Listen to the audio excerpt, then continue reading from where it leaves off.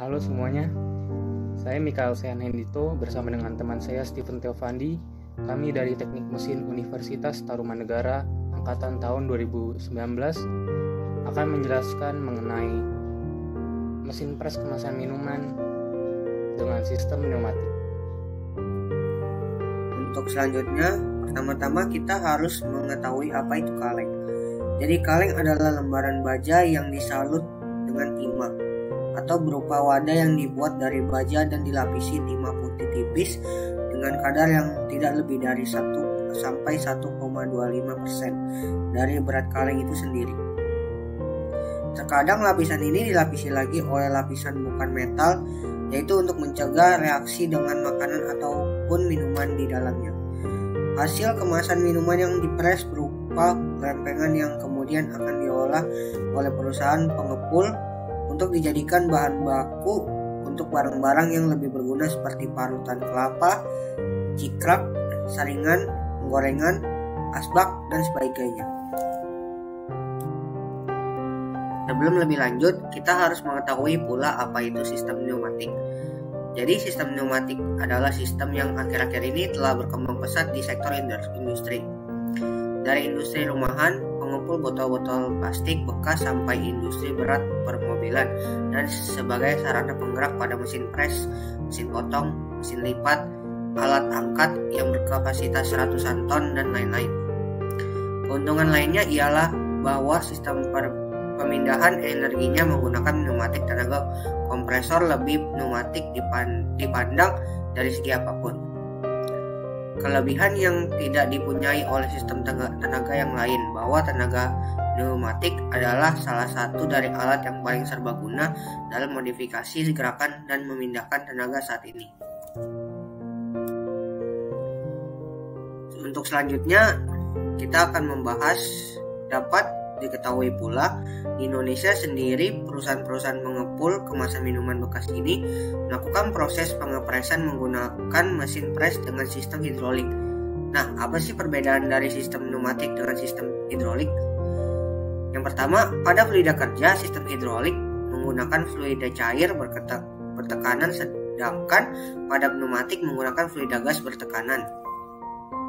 Yang kedua, sistem pneumatik umumnya menggunakan tekanan 4-7 kilo F per cm kuadrat dan menghasilkan output yang lebih kecil daripada sirkuit hidrolik.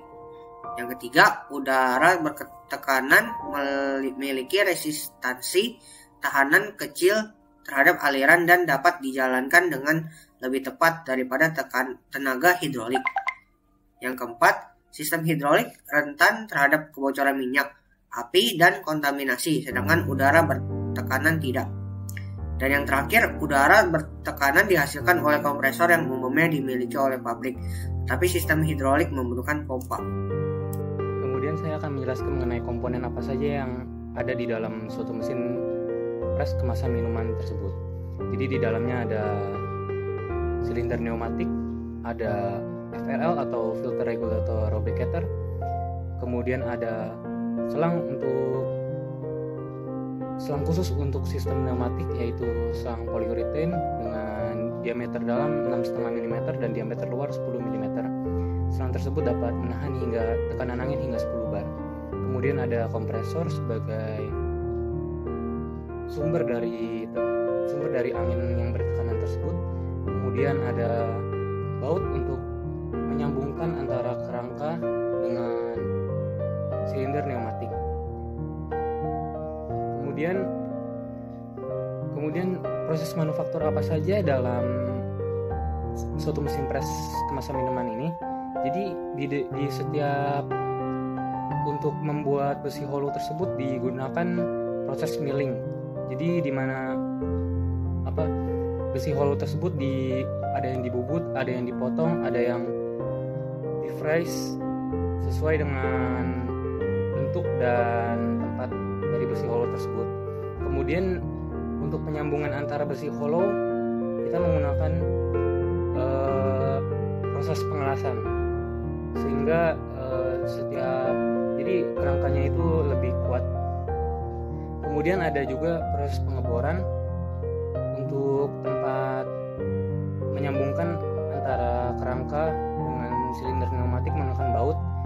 Kemudian ada dari proses pengeboran itu kami juga menambahkan treading dengan ukuran M20.